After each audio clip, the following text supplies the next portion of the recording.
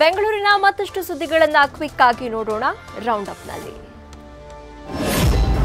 ಕರ್ನಾಟಕ ವಿಧಾನ ಪರಿಷತ್ ಸದಸ್ಯರಾದ ಶ್ರೀ ಟಿ.ಎ. ಶರವಣ ಅವರು ಇಂದು ಹುಟ್ಟುಹಬ್ಬದ ಪ್ರಯುಕ್ತ ವೆಂಕಟೇಶ್ವರ ಸ್ವಾಮಿ ಸಾನ್ನಿಧ್ಯವಾದ ತಿರುಪತಿ ತಿರುಮಲದಲ್ಲಿ ವಿಶೇಷ ಪೂಜೆ ಸಲ್ಲಿಸಿ ನಾಡಿನ ಸಮಸ್ತ ಜನತೆಯ ಒಳಿತಿಗಾಗಿ ಪ್ರಾರ್ಥನೆ ಸಲ್ಲಿಸಿದ್ದಾರೆ.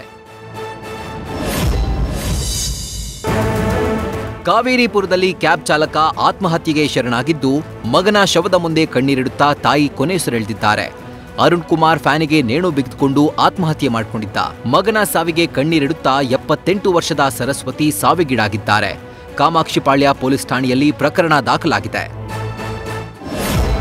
ಸುಲಭವಾಗಿ ಹಣ ಮಾಡಲು ಆಕ್ಸಿಡೆಂಟ್ ನಾಟಕ ಮಾಡ್ತಿದ್ದ ಜಮೀಲ್ನನ್ನ ಜಯನಗರ ಪೊಲೀಸರು ಅರೆಸ್ಟ್ ಮಾಡಿದ್ದಾರೆ. ಕಾರು ಚಾಲಕರನ್ನೇ ಟಾರ್ಗೆಟ್ ಮಾಡ್ತಿದ್ದ ಈತ ತಾನಾಗೆ ಕಾರ್ಗೆ ಟಚ್ ಮಾಡಿ ಬಳಿಕ ಹಣಕ್ಕೆ ಡಿಮ್ಯಾಂಡ್ ಮಾಡ್ತಿದ್ದ. ಹಣ ಕೊಡ್ಲಿಲ್ಲ ಅಂದ್ರೆ ಪೊಲೀಸರಿಗೆ ದೂರು ಕೊಡೋದಾಗಿ ಬ್ಲಾಕ್ ಮೇಲ್ ಮಾಡ್ತಿದ್ದ.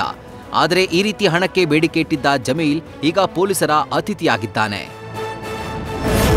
ಆನ್ಲೈನ್ ಬೆಟ್ಟಿಂಗ್ ಆಡಿ ಮೈತುಂಬಾ ಸಾಲ ಮಾಡಿಕೊಂಡಿದ್ದ ಕುಮಾರ್ ಸರಗಳ್ತನ ಮಾಡಿ ಲಾಕ್ ಆಗಿದ್ದಾನೆ.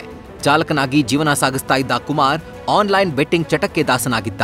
ಕೊನೆಗೆ ಜೀವನಕ್ಕೆ ಆಧಾರವಾಗಿದ್ದ ಆಟೋವನ್ನ ಮಾರಿದ್ದ. ಕಡೆಗೆ ಗಿರಿನಗರದ ಭೈರಪ್ಪ ಲೇಔಟ್ನಲ್ಲಿ ಮಹಿಳೆಯ ಸರಗಳ್ತನ ಮಾಡಿ ಅರೆಸ್ಟ್ ಆಗಿದ್ದಾನೆ. ಕೋರಮಂಗಲದ ಪಬ್ ಒಂದರಲ್ಲಿ ಕನ್ನಡ ಸಾಂಗ್ ಹಾಕುವಂತೆ ಗ್ರಾಹಕರೊಬ್ಬರು ಗಲಾಟೆ ಮಾಡಿದ್ದಾರೆ.